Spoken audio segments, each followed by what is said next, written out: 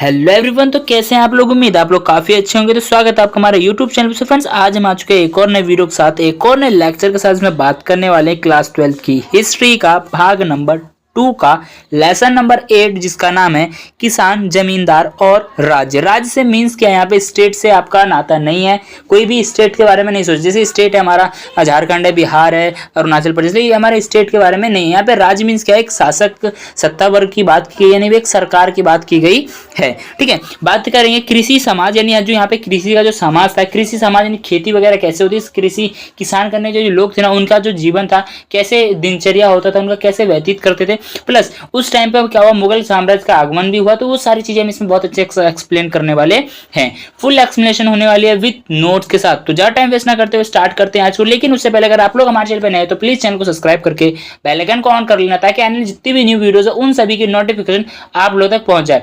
और हाँ, इससे पहले कि जितने भी चैप्टर्स है, जितने भी वीडियोस थे, वो सारी बना के मैंने अपलोड कर दी है। अगर आप लोगों ने नहीं देखा है तो जल्दी से इस वीडियो का डिस्क्रिप्शन बॉक्स में जाए, वहां पर आपको उन सभी वीडियोस की वीडियो लिंक देखने को मिल जाएगी। तो ज्यादा फार्म ना बढ़ते हुए स्टार्ट करते हैं आज की वीडियो।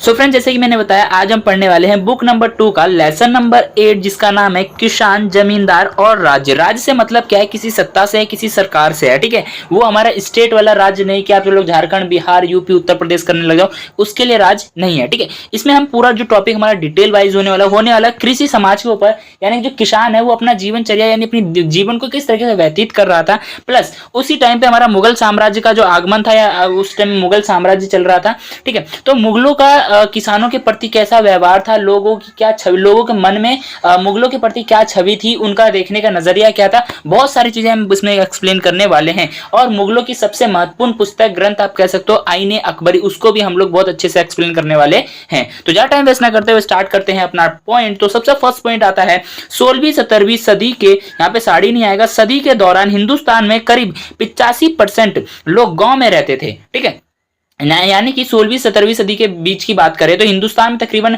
85% 85% लोग जो थे कहां पे निवास करते थे? गांव में निवास करते थे। छोटे खेतियार कौन होते? जो छोटे किसान होते जिनके पास 5 कट्ठा 4 कट्ठा जमीनें होती हैं। ठीक है, यानी 1-2 खेत रहते हैं, वो लोग उसमें खेती करते हैं। ठीक है, और भूमि सम्राट कौन होता है? सम्राट मीन्स क्या होता है? समृद्ध, यानी किसी चीज में समृद्ध होना, यानी भूमिहर समृद्ध, यानी कि एक व्यक्ति है जिसके पास बहुत सारी बीघा में जमीन होना। कट्ठा कम होता है, बीघा बहुत ज्यादा होता है। मतलब कि हजारों कट्ठा जमीन होना, वो हमारा भूमिहर इतना नहीं ज्यादा हो गया है ना। तो देखो, मतलब ज्यादा जमीन का मालिक होना भूमिहर समृद्ध सम्राट कहलाता। ठीक है, दोनों ही कृषि उत्पादन से जुड़े थे, यानी कि जो जमींदार था, यानी जिसके पास जो जमीनें थी। हम यहाँ पे अगर बात करें भूमिहर सम्राट की, तो हम बात कर रहे हैं सीधा सीधा जमींदारों की, जिनके पास जमीनें बहुत ज्यादा हुआ करती थी।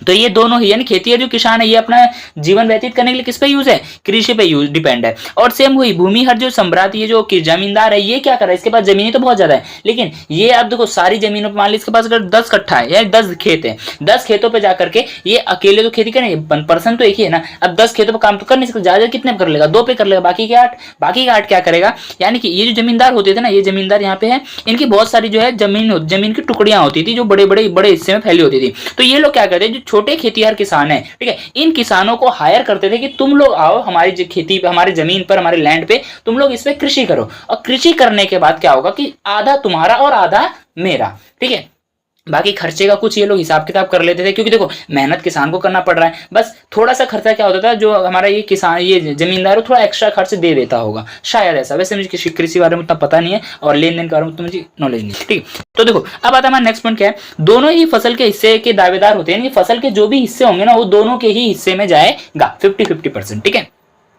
इससे उनके बीच में क्या होता है? एक सहयोग की भावना रहती थी। क्या रहती थी? सहयोग की भावना रहती थी। प्लस एक दूसरे के बीच में प्रतियोगिता रहती थी, यानी एक दूसरे की होड़ लगी रहती थी। ठीक है, यानी कि क्या करता था? क्या आज वो नहीं गया, आज मैं जाके देखता हूँ खेत कैसा है, आज मैं देखता हूँ ये वाला खेत कैसा है। तो क्या प्रतिरोध रहता था उनके बीच में, थोड़ा प्रतियोगिता सा भाव बना रहता था। प्लस उतार चढ़ाव भी रिश्ते में आते रहते, संघर्ष भी हमें इस रिश्तों में देखने को मिलता है। अब बात करते हैं नेक्स्ट पॉइंट की। इसी समय कई बाहरी ताकतें भी ग्रामीण दुनिया में दाखिल हुई, यानी यही वो समय काल का टाइम पीरियड था जिसमें कि कई सारी ऐसी बाहरी ताकतें थी जो कि ग्रामीण दुनिया यानी गांव की दुनिया में दाखिल हुई। और वो कैसे दाखिल हुए हम आगे एक्सप्लेन करेंगे। इसमें सबसे महत्वपूर्ण जो साम्राज्य था वो क्या था, मुगल राज्य। क्या था, सबसे जो हमारे जो बाहरी जो ताकत आई वो क्या था, मुगल राज्य, जो अपनी आमदनी का बहुत बड़ा हिस्सा कहां से उगाता था, कृषि से उगाता था, या फिर कृषि से वसूली करता था, एक तरह से टैक्स के तौर पर। राज्य, राज्य में सत्ता, सरकार से मायना है अपना, स्टेट वाला राज्य नहीं है। राज्य के नुमाइंदे, राज्य के नुमाइंदे क्या होते हैं, चुनिंदे पर्सन, ठीक है। जैसे कि मान लो मैं किसी कंपनी का ऑनर हूं, ठीक है, तो मैं क्या करूंगा, या फिर किसी स्टेट का ऑनर, तो मैं कंपनी का ऑनर हूं, तो मेरे आसपास में सीईओ होगा, ठीक है, और क्या होगा, मैनेजर होगा, अकाउंटेंट होगा, और भी कई सारे लोग होंगे। तो वो लोग क्या करेंगे, मेरे नुमाइंदगी तो होंगे, मेरे चुनिंदा पर्सन ही तो रहेंगे, वो लोग ही मेरे अंडर में रह करके मेरे द्वारा बताए गए कार्य को वो लोग करेंगे, यानी मेरे अंडर में रह करके मेरे द्वारा बताए गए कार्य को करेंगे। और सबका एक एक डिपार्टमेंट होगा, सबका एक एक डिपार्टमेंट होगा। सेम वही डिपार्टमेंट इन्होंने बनाया था। राज्य के नुमाइंदे चुने हुए थे कुछ, जो कि राजस्व निर्धारित करने का काम करते थे। जो क्या करते थे, राजस्व निर्धारित करने का काम करते थे। अब देखो निर्धारित हो गया, अब राजस्व को क्या करते थे, वसूली करने का भी काम करते थे। दूसरा ग्रुप आता था, फिर क्या कहता है, राजस्व को वसूली करने का काम करता। अब देखो राजस्व जो था निर्धारित हो गया, वसूली भी हो गई। अब उनका हमें ये भी तो रखना, लेखा जोखा रखना पड़ेगा, कहाँ से हमें, किस गांव से, किस ग्रामीण से, ग्राम से हमें इतना टैक्स मिला है, इतना रह गया, इतना लेना बाकी है, कितना आया, कितना नहीं आया, कितना हमने कहाँ पे किया, उसका लेखा जोखा रखना जरूरी है। तो क्या होता है, हिसाब किताब रखने वाला ग्रामीण समाज भी एक होता था, ग्रामीण समाज भी होता था। प्लस इन लोगों को ये बहुत ज्यादा ध्यान रखना होता था कि ग्रामीण समाज पर उनका जो है काबू रखने की कोशिश करते रहते थे, क्योंकि अगर उनमें से किसी एक ने आवाज उठा दी तो उनकी सत्ता पे इफेक्ट पड़ेगा। तो वो लोग क्या करते थे, अपने ग्रामीण समाज पर काबू रखने की पूरी कोशिश करते थे, यानी अपने मुट्ठी में रखना चाहते थे ताकि कोई आवाज ना करे, ठीक है। यह लोग तसल्ली करना चाहते थे कि ये जो लोग थे, ये राज्य के चुनिंदा जो नुमाइंदे जो लोग थे राज्य के द्वारा, यानी शासक के द्वारा जो चुने हुए लोग थे, हम राज्य को शासक बोलेंगे आगे से, ताकि हमें कंफ्यूजन ना हो, कंफ्यूजन नहीं होनी चाहिए, ठीक है। तो देखो जो शासक के द्वारा चुने हुए लोग थे ना, वो लोग ये तसल्ली करते थे कि जितने भी लोग खेती कर रहे हैं उनकी खेती जो है वो जुती हुई होनी चाहिए, जुताई होनी चाहिए, यानी कि उसको जो खेत में बुआई से पहले जुताई करते थे, जुताई होनी चाहिए, अच्छे ढंग से सही तरीके सभी को उपलब्ध हो जाए, ताकि जो शासक है ना, शासक को ऊपर से अपने हिस्से का जो है, यानी ऊपर से अपने हिस्से का कर समय पर मिल सके, यानी उनकी जुताई तो होनी चाहिए, उनका तो आर्थिक स्थिति बेहतर हो, साथ ही साथ ऊपर से उनका जो हिस्सा है कर का, टैक्स का जो हिस्सा है, वो भी उन लोगों को टाइम टू टाइम मिलता रहे। प्लस और क्या होगा, देखो अच्छी फसलें होगी, कृषि अच्छी होगी, जुताई अच्छी होगी, पानी अच्छा मिलेगा, सिंचाई अच्छी होगी, तो क्या हो जाएगा, उस टाइम पर उन लोगों के कर में भी वृद्धि होगी। अगर उन लोगों के लाइफ में या फिर उनके पैदावार में अगर वृद्धि होगी तो जाहिर सी बात है कर में भी वृद्धि होगी। तो सेम वही था, कर में वृद्धि होगी तो राजस्व में भी वृद्धि होगी, इसलिए वो लोग इस पे ध्यान देते थे। इतना क्लियर हुआ, ठीक है। अब आता है नेक्स्ट पॉइंट, कई फसलें बिक्री के लिए उगाई जाती थी। कई ऐसे फसलें थी, ठीक है, जो कि बिक्री करने के लिए, बेचने के लिए ही उगाई जाती थी, इसलिए व्यापार मुद्रा, यानी व्यापार मुद्रा क्या है, देखो मैंने किसी फसल को उगाया बेचने के मकसद से, मैंने उसको जाके बेचा, तो क्या हुआ, बाहरी व्यापारी पैसा, व्यापारी मुद्रा वो क्या आई, मेरे पास आई, और बाजार क्या हुआ, गांव में घुस गए। अब एक बात बताओ, मान लो कि मैंने ये एक फसल उगाई, इसको मैं गया मार्केट में बेचने के लिए, ये मैंने ए पर्सन, ये मैं हूं, ठीक है, मैं इसको मार्केट में बेचने के लिए, वहां पे बी आया, सी आए, डी आए, सभी लोग आए। ये अगर मैंने फसल उगाई, मैं बेचने जाऊं तो मैं कहां बेचने जाऊंगा, अपने गांव में ही तो बेचने जाऊंगा, ऐसा थोड़ी है ना दूसरे गांव में चले जाऊंगा, है ना। तो दूसरे गांव में जाऊंगा तो वो मार के भगा देंगे मेरे को, बोल रहे हमारा धंधा खा रही है, चलो वापस जाओ। तो हम अपने गांव में बेच रहे हैं, तो ए बी सी डी यानी जितने पर्सन है वो सभी लोग क्या बाहर स्टेट से आ रहे लेने के लिए, बाहर के व्यापारी आए, वो लोग यहाँ आए, तो क्या हुआ, बाजार कहाँ लग गया, हमारा गांव में ही बाजार घुस गया, ठीक है। और इससे खेती करने वाले इलाके भी किससे जुड़ जाएंगे, शहर से जुड़ जाएंगे। यानी कि मान लो हमने अभी यहाँ पे दिया, तो इनको क्या हुआ, जो बी सी पर्सन आए थे, जो चाइना से जो पर्सन आए, सी वाले पर्सन जो आए, बी से बंगाल के जो लोग आए, ठीक है, तो वो लोग क्या हमारी फसलें पसंद आई, तो उन्होंने क्या क्या हमें कॉन्ट्रैक्ट दिया कि भाई इस गांव से इतनी फसलें हम लोग ले लेंगे, है ना, हम लोग ले। इतना क्लियर हो गया। देखो जितने भी इलाके थे ना, जब हमने उनके साथ कॉन्ट्रैक्ट किया, तो वो जो बाहर से लोग आए, उन्होंने जो हमारे साथ कॉन्ट्रैक्ट किया, हमने जो उनका कॉन्ट्रैक्ट पास किया, हम उसके साथ जुड़ गए। तो क्या हुआ कि जो इस गांव वाले जो इलाके थे वो किसके साथ जुड़ गए, शहर के साथ जुड़ गए, ठीक है। अब आता है हमारा नेक्स्ट पॉइंट। नेक्स्ट पॉइंट क्या है हमारा, किसान और कृषि उत्पादन। अब देखेंगे किसान है, किसान अपना कृषि उत्पादन कैसे करता है, उसके पास क्या क्या संसाधन उपलब्ध है। कृषि समाज की बुनियादी इकाई गांव थी, यानी कृषि समाज की जो बुनियाद थी, यानी जो जड़ था, वो क्या था हमारा गांव था, क्योंकि ज्यादातर आप लोग देखोगे किसान जो कृषि वगैरह खेती वगैरह वो गांव में ही होती है। आपको किसान देहाती जिसे हम कहते हैं देहाती देसी लोग, वो लोग कहाँ मिलेंगे? एकदम जोरदार वाले लोग हमें गांव में ही देखने को मिलेंगे। यहाँ जिम वाले में तो सब बस ऐसी हैं, जिसमें किसान निवास किया करते, जिसमें क्या कहते हैं किसान जो है निवास किया करते थे। किसान साल भर अलग अलग मौसम में वह तमाम काम करते थे। यानी जो किसान है साल भर, देखो आप खेती तो सालों साल होती ही नहीं कई स्थानों पे, तो क्या होता है किसान जो है अपना जीवन व्यतीत करने के लिए, अपनी आय का साधन ढूंढने के लिए, अपना खर्चा पानी चलाने के लिए क्या करते थे? मौसम के अनुसार अपना कार्य किया करते थे या काम करते थे, जिससे फसल की पैदावार होती थी। जिससे क्या होती है? फसल की पैदावार होती थी। जैसे कि जमीन की जुताई क्या करते थे? ठीक है, बीजों को बोते थे, बीजों को क्या करते हैं? बोचे थे। और फसल पकने पर उसकी कटाई भी करते थे। यानी साल भर अलग अलग काम करते रहते थे। पहले जुताई करेंगे, फिर खेती, फिर फसल पकने का इंतजार करेंगे, फिर बोएंगे, पहले जुताई करेंगे, फिर बोएंगे, फिर पकने का इंतजार करेंगे, फिर कटाई करेंगे, जब तक में वो लोग और कोई दूसरा काम करते रहते हैं। ठीक है, आपने देखा गांव में बाजार वगैरह में वो क्या बोलते हैं, डलिया जो टोकरा वगैरह होता है, वो सारी चीजें बेचते रहते हैं, तो वो लोग वही बनाते हैं। चटाई वगैरह भी करते हैं वो लोग काम। इसके अलावा वह उन वस्तुओं के उत्पादन में भी अपना योगदान देते थे जो कृषि आधारित थी। यानी कि इसके अलावा वो ये लोग जो है उन कामों पर भी ध्यान देते थे या उत्पादन करते थे जिसका योगदान का कृषि पर रहता था, कृषि पर आधारित थी। जैसे कि शक्कर, चीनी बनाना, तेल यानी सरसों निकालना, ठीक है, सरसों से तेल निकालना।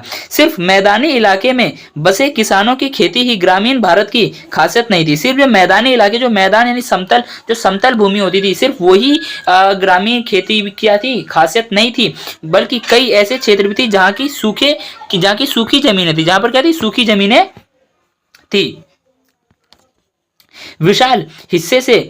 विशाल बड़े हिस्से से पहाड़ियों वाले इलाके, यानी बहुत बड़े हिस्से पे पहाड़ियों वाले इलाके जहाँ पे सीढ़ी नुमा खेती की जाती थी। ठीक है, जहां उस तरह की खेती नहीं हो पाती, जहां पर क्या समतल भूमि जैसी खेती नहीं हो पाती थी, वहां पे ज्यादा उपजाऊ जमीनें नहीं थी। जहां पे जैसे कि ज्यादा उपजाऊ जमीनें वहां पर हुआ करती थी, वैसे पहाड़ी इलाकों पे तो नहीं मिलेगी। तो जैसे हमारी समतल भूमि पे यानी मैदानी इलाकों पे भूमि है, वैसी हमारी वहां पर नहीं मिलेगी। कितने क्लियर है? ठीक है। इसके अलावा भूखंड का एक बहुत बड़ा हिस्सा जो है जंगलों से घिरा हुआ था। भूखंड यानी एक जमीन का टुकड़ा था, वो बहुत बड़ा हिस्सा क्या था? जंगलों से घिरा हुआ था। अब आता है नेक्स्ट पॉइंट, स्रोतों की तलाश। भारतीय किसानों की बात करें तो अधिकतर किसान अशिक्षित हुआ करते थे। भारतीय किसानों की बात करें तो अधिकतर किसान जो थे वो क्या थे? अशिक्षित यानी अनपढ़ थे, पढ़े लिखे नहीं थे। यह किसान अपने बारे में नहीं लिख पाते, ये किसान थे अपने बारे में नहीं लिख पाते थे। इसलिए ग्रामीण समाज के कार्यों की जानकारी, इसलिए जब ग्रामीण समाज में क्या क्या कार्य होते थे, उनका दिनचर्या क्या था, उनका क्या क्या करते थे, कैसे कैसे करते थे, उन सभी की जानकारी हमें नहीं मिलती है। लेकिन इन ग्रामीण समाज के कार्यों की जानकारी हमें अन्य स्रोतों से मिल जाती है, यानी अन्य बाकियों के द्वारा जो पढ़े लिखे लोग थे, जो लिखवाते थे, उनके बारे में, उनसे हमें ये जानकारी प्राप्त हो जाती है। इतना क्लियर है? ठीक है। अब आता है नेक्स्ट पॉइंट क्या है? 16वीं और 17वीं सदियों के कृषि इतिहास को समझने के लिए हमारे मुख्य स्रोत ऐतिहासिक ग्रंथ व दस्तावेज हैं। यानी कि 16वीं और 17वीं सदी के जो कृषि इतिहास है उसको समझने के लिए हमारे पास जो मुख्य दस्तावेज है वो क्या है? ऐतिहासिक ग्रंथ है और दस्तावेज हैं, जो मुगल दरबार की निगरानी में लिखे गए थे। जो किसकी निगरानी में लिखे गए थे? जिसके मुगल दरबार के। और ये लिखने वाला व्यक्ति कौन था? अबुल फजल। ठीक है, देख लेते हैं। महत्वपूर्ण ऐतिहासिक ग्रंथों में से एक था, जो क्या है? महत्वपूर्ण ऐतिहासिक ग्रंथों में से एक था, जिसका नाम क्या था? आईने अकबरी, जिसके बारे में मैंने आपको स्टार्टिंग में ही बताया था, जिसे अकबर के दरबारी इतिहासकार अबुल फजल ने लिखा था। जिसके अकबर के जो दरबारी थे अबुल फजल, उन्होंने इसको लिखा था। इसमें यह लिखा गया कि मुगल साम्राज्य में कर कैसे इकट्ठा किया जाता था। इसमें यह बात लिखी गई तो मुगल जो साम्राज्य था, मुगल जो राज्य था, वो अपना कर किस तरीके से इकट्ठा करता था। राजा व जमींदारों के हिसाबों का लेखा जोखा तैयार करता था। यानी कि लेखा जो भी कर राजस्व इकट्ठा हुआ है उसका लेखा जोखा किस तरीके से तैयार होता था, वो सारी बातें भी इसमें लिखी गई थी। इतना क्लियर है? ठीक है। आइन का उद्देश्य था, यानी कि आइन का, देखो उसको लिखने कुछ ना कुछ तो उद्देश्य होगा। वो क्या था? आइन का उद्देश्य था कि अकबर के शासनकाल का लेखा जोखा प्रस्तुत करे। आइन का मुख्य उद्देश्य ये था कि जो अकबर का जो लेखा जोखा है वो क्या करे? अकबर के शासनकाल का जो लेखा देखा उसको प्रस्तुत करे। कौन? आइन। ठीक है, आइन अकबरी। एक सत्ताधारी वर्ग को सामाजिक मिलाव करके चलना होता है। एक सत्ताधारी वर्ग जो है उसको सामाजिक मेल, समाज को मिला जुला के चलते रहना है, किसी भी धर्म के प्रति उसको बात नहीं उठानी, जिसको सबको मिला जुला के चलना होता है, छोटे बड़े जमींदार जो है सब। ठीक है। आईने अकबरी में यह बताया गया है कि यदि कोई राजा के विरोध में बगावत करता है तो उस व्यक्ति का असफल होना तय है। यानी कि आईने अकबरी में एक पॉइंट को हाईलाइट कर गया है या फिर एक लिखा गया है कि अगर कोई व्यक्ति है वो राजा के विरोध में बोलता है या फिर बगावत करता है, आवाज उठाता है, तो उस व्यक्ति का असफल होना तय है। क्योंकि उस समय क्या सजा दी जाती थी? सजाए मौत, इसको 100 कोड़े मार के बंद कर दो, बिना पानी बिना खाना के। क्लियर है? ठीक है। खुशकिस्मती से आइन की जानकारी के साथ साथ हम उन स्रोतों का भी इस्तेमाल करते हैं जो मुगल की राजधानी से दूर इलाकों में लिखे गए हैं। अब ठीक है, अब देखो दूर इलाकों में जो लिखे हैं, देखो आइन जो है वो अकबर की देखरेख में लिखा गया है, उसके दरबार में लिखा गया है। तो क्या जो अबुल फजल था वो अकबर का गलत लिख सकता था? नहीं, उसी का खा रहा, उसी का सब कुछ कर रहा, तो गलत कैसे लिखेगा? तो भाई मारा जाएगा, है ना। तो क्या किया कि वो सारी बातें ना उसमें अच्छी अच्छी लिखी गई हैं, बस जो बुराइयां थी बुराइयां नहीं लिखी गई है। तो बुराइयां नहीं लिखी गई तो उसके बारे में पता चलने के लिए हम बहुत खुशकिस्मती है हमारी, हम बहुत अच्छी जनरेशन में जी रहे हैं कि उसके आसपास के जो इलाके थे, जो उससे जलने वाले इलाके थे, उन्होंने क्या किया, या फिर जो जलते भी नहीं थे उन्होंने क्या किया, उसके बारे में लिखने के लिए उन्होंने भी लिखा, लेकिन वो बातें लिखी जो शायद आइन में ना हो। ठीक है, कुछ ज्यादा बढ़ा चढ़ाकर भी उन्होंने लिखा दूर दराज के इलाकों ने। ठीक है, अब बात करते हैं 17वीं 18वीं सदी से प्राप्त, यानी 17वीं 18वीं सदी के समय में हमें कुछ प्राप्त हुआ है। गुजरात, महाराष्ट्र और राजस्थान से हमें कुछ दस्तावेज मिले हैं या फिर दस्तावेज शामिल है जो सरकार की आमदनी को विस्तृत जानकारी देती है। जो वहां की सत्ता थी ना, उसकी जानकारी का क्या है, बहुत बड़ा ब्यौरा जो है प्रस्तुत करती है, जानकारी देती है। मुगल की राजधानी का एक और स्रोत था, मुगल की राजधानी का एक और स्रोत था, मुगल की जानकारी का, सॉरी फ्रेंड्स, मुगल की जानकारी का एक और स्रोत था जिसमें ईस्ट इंडिया कंपनी के दस्तावेज शामिल है। जिसमें क्या, ईस्ट इंडिया कंपनी के दस्तावेज शामिल है, जिसमें मुगलों की आमदनी का विवरण मिलता है, जिसमें मुगलों की जो आमदनी है, कहां कहां से उसकी आमदनी होती है, उस सभी का विवरण मिलता है। इतना क्लियर है? ठीक है, अब आता है हमारा नेक्स्ट पॉइंट क्या है, किसान और उनकी जमीनें। अब हम देखें किसान और उनकी जमीनें। मुगल कालीन भारतीय फारसी स्रोत किसान के लिए मुख्यतः रैयत यानी किसान, मुजरियान यानी किसान, आसामी शब्द का प्रयोग क्या करते थे। किसानों के लिए 3 शब्दों का इस्तेमाल करते थे, किसमें, फारसी स्रोतों में। किसमें, फारसी स्रोतों में 3 शब्दों का इस्तेमाल करते थे, रैयत, मुजरियान, आसामी। ठीक है, इन शब्दों का इस्तेमाल करते थे। साड़ी नहीं आएगा, सदी आएगा। ठीक है, 17वीं सदी के दौरान 17वीं सदी के स्रोत 2 तरह के किसानों का विवरण करते हैं। 17वीं सदी के जो हमारे स्रोत है वो 2 तरह के किसानों का विवरण करते हैं। पहला खुदकास्ट किसान और दूसरा पाही कास्ट किसान। खुदकास्ट किसान क्या है उसको देख लेते हैं। ऐसे किसानों को खुदकास्ट किसान ऐसे किसानों को कहा जाता था जो अपने निवास स्थान गांव में निवास करते हुए उसी में खेती क्या करते थे। यानी कि खुद से समझ में आ रहा है, खुद के लिए। देखो खुद का किसान वह किसान होते हैं जो जिस स्थान पे पैदा हुआ उसी स्थान पे अपनी ही जमीन पर उसी गांव में रह रहा है, उसकी जमीन है, उसी पे खेती कर रहा है और अपने लिए ही खेती कर रहा है, वो हमारा खुद का किसान होता था। जैसे कि खुद का गांव हो, खुद की जमीन हो, खुद के लिए खेती कर रहा हो, वो हमारा कौन होता था, वो हमारा होता है खुद कास्ट किसान। ठीक है, अब आता है हमारा पाही कास्ट किसान। अब क्या आता है, पाही कास्ट। पाही कास्ट ऐसे किसान, यहाँ पे किस नहीं आएगा, किसान आएगा। ठीक है, पाही कास्ट ऐसे किसान हुआ करते थे जो दूसरे गांव में जाकर खेती करते थे। पाही कास्ट ऐसे किसान हुआ करते जो कि क्या है, अपने गांव को छोड़ करके दूसरे गांव में जाते थे और वहां पर वो अपनी खेती करते थे। इसके पीछे वजह होती थी, वजह क्या उसको आगे देखेंगे। यानी कि दूसरे की जमीन पर, ठीक है, दूसरे के लिए और दूसरे के गांव में जाकर के खेती करते। कौन, पाही कास्ट किसान। उस समय लोग नौकरी नहीं करना चाहते थे, उस टाइम के लोग जो थे वो नौकरी नहीं करना चाहते थे। लोग खुद अपनी इच्छा से पाही कास्ट बनना पसंद करते थे, बनते थे। क्यों बनते थे, अब ये देख लेते हैं। कई लोग क्या करते थे, कर से बचने के लिए, टैक्स से बचने के लिए, महामारी से बचने के लिए, या फिर जैसे कि मान लो कुछ उन्होंने बोया और उसमें क्या हुआ कि उस पर टैक्स लगा दिया, लोगों का आना जाना हो रहा है, किसी के पास कुछ नहीं है, तो वो क्या अपनी मर्जी से क्या करते हैं, पाही कास्ट बने कि कुछ भी होगा हमारा थोड़ी होगा, हमें तो बस हिस्सा मिलने से मतलब है ना, वो बस अपने मतलब से रखते थे। तो खुद कास्ट के वो अपनी मर्जी से करते थे पाही कास्ट। कुछ लोग क्या करते थे, मजबूरी में करते थे, ठीक है, जिससे करों की शर्तें किसी दूसरे गांव में अच्छी मिले। जिससे करों की शर्तें क्या है, कर जो है उन्हें अच्छा मिल सके, है ना, करों की शर्तें क्या है, अच्छी मिल सके। यानी कि जैसे कि मान लो मैं यहाँ काम कर रहा हूँ, यहाँ पे मुझे मिल रहा है 10 रुपए, और सेम वही दूसरे गांव में मैं जाऊँ, वहां पे मुझे मिले 12 रुपए, तो कहाँ जाऊंगा मैं तो 12 रुपए के पास जाऊंगा ना। तो सेम वही करते, करों की कर शर्तें क्या अच्छी मिलती थी। और दूसरे की तरह के किसान जो होते थे वो मजबूरी में जाते थे। दूसरे तरह के किसान क्या होते थे, वो मजबूरी में जाते थे या फिर मजबूरी में पाईकास किसान बनते थे। जैसे अकाल पड़ गया, जिसकी वजह से अकाल पड़ गया, तथा भुखमरी के बाद धन की तंगी हो गई। भुखमरी आई, भुखमरी के बाद धन ही नहीं है, क्योंकि देखो अकाल पड़ा, अकाल पड़ने के बाद भुखमरी आ गई, जो भी पैसा था वो खा के बैठ बैठ के, तो उगाएंगे क्या, कुछ है ही नहीं हमारे पास, तो क्या धन की तंगी आ गई, जिस वजह से क्या हुआ, पाईकास पड़ा। ये हुई मजबूरी और ये हुआ हमारा स्वार्थ, यानी कि अपनी इच्छा से बने हम पाईकास किसान।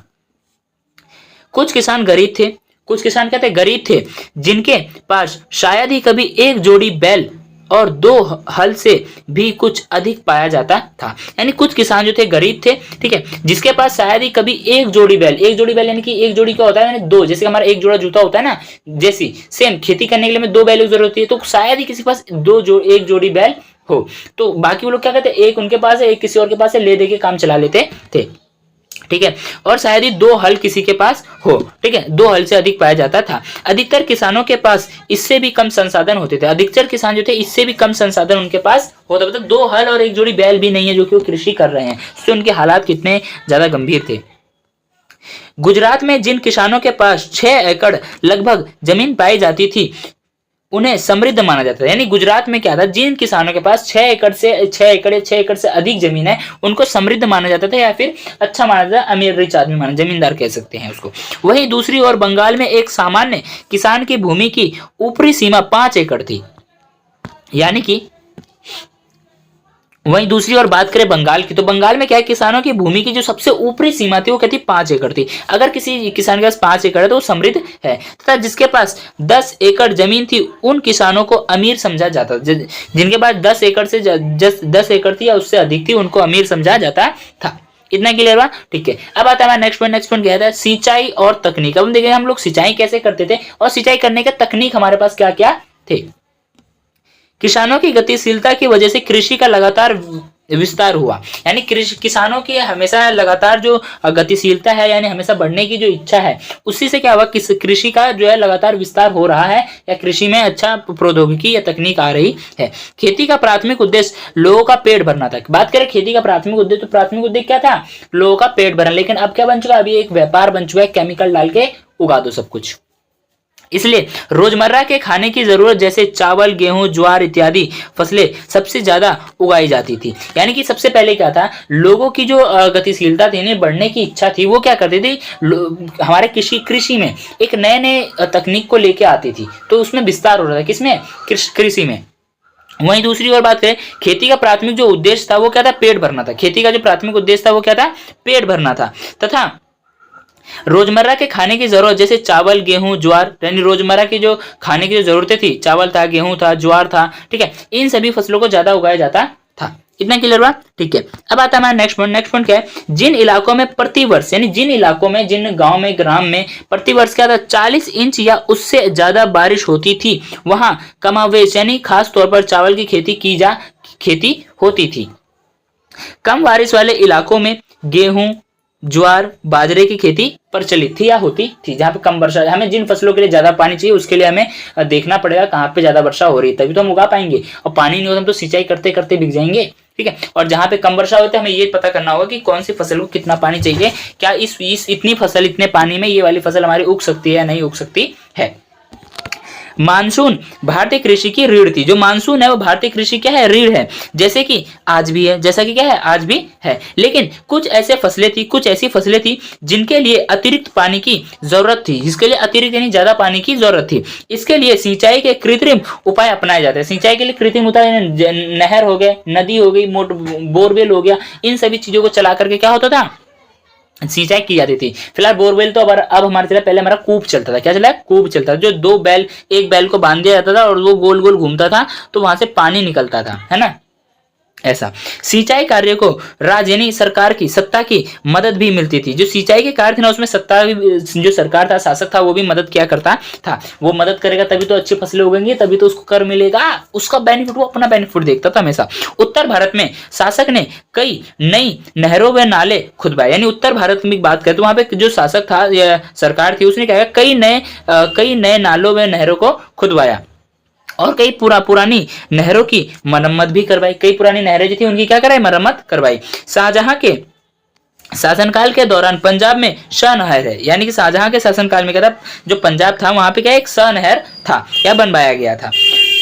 इतना क्लियर है, ठीक है। अब आता है नेक्स्ट पॉइंट। नेक्स्ट पॉइंट क्या है, वैसे तो खेती मेहनत कृषि का काम था। वैसे तो बात करें खेती की, तो खेती क्या था, मेहनत कृषि यानी मेहनत वाला काम था। लेकिन किसान ऐसी तकनीक का इस्तेमाल भी करते थे, यहाँ पे किसान आएगा, ठीक है। किसान ऐसी तकनीक का इस्तेमाल करते थे जो अक्सर पशु बल पर आधारित होती है। जो किसान है तो वो कृषि जो मेहनत वाला तो काम है, लेकिन जो किसान है वो ऐसी तकनीकों का इस्तेमाल करते थे, ऐसा जरिया अपना लेते थे वो लोग, ऐसा रास्ता आप चुनते थे जहां पर क्या करे, मेहनत कौन करे, पशु करे।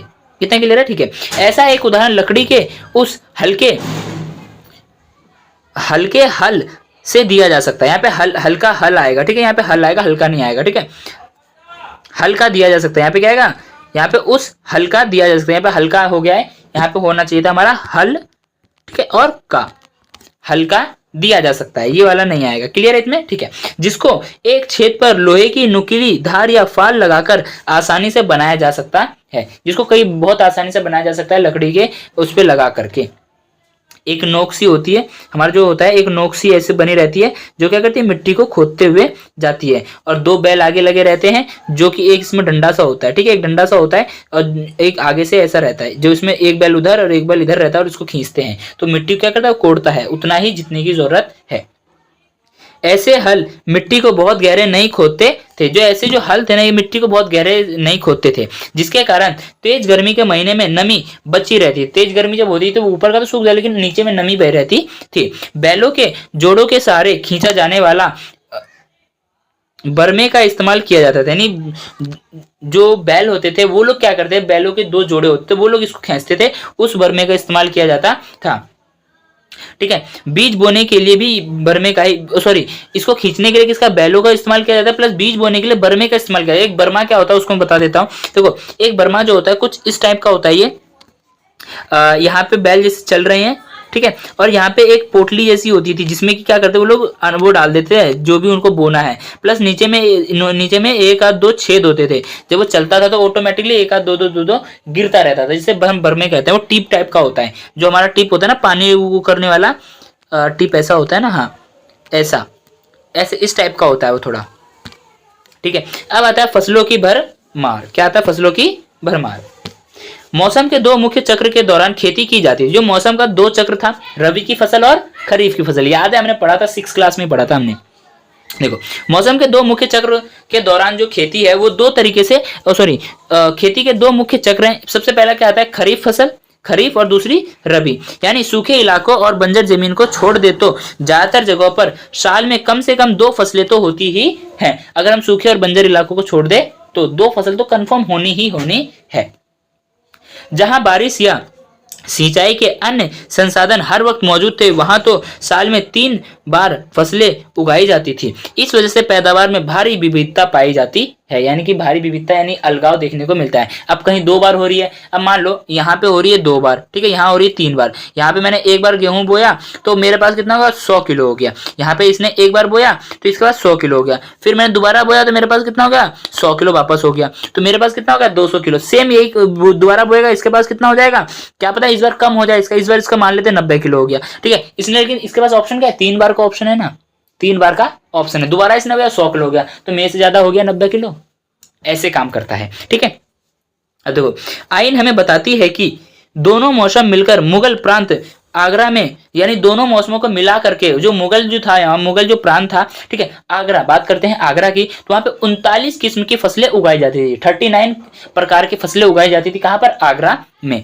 जबकि दिल्ली प्रांत में, यानी बात करें दिल्ली की, तो दिल्ली में एक साल में 43 यानी कि 43 बार जो है फसलों की पैदावार होती थी। वहीं बात करें बंगाल की, तो बंगाल में क्या था, इन दोनों फसलों को मिलाकर के चावल की ही कृषि वहां पे 50 किस्म के पैदावार होती थी, यानी 50 किस्म के तो चावल ही उगाए जाते थे। कहां पर, बंगाल में। सोचो, यहाँ पे टोटल फसलें हो रही है 43 बार, 39 बार, यहाँ पे प्लस चावल उग रहे हैं 50 बार। सोचो वहां पे क्या है, बंगाल कहाँ पड़ जाता है हमारा, नदी समुद्र साइड में एरिया पड़ जाता है, तो इस वजह से वहां पे पानी की हमें कमी नहीं होती है, इसलिए वहां पे इतनी सारी फसलें, इतने सारे चावल उग रहे हैं, 50 प्रकार के चावल, अलग अलग फसलें नहीं, ये तो यहाँ पे बात कर रहे हैं हम 39 और 43 जो ये अलग अलग फसलें हैं, लेकिन यहाँ पे चावल की ही बात की गई, चावल की ही 45 प्रजातियां हैं, सॉरी 50 प्रजातियां हैं।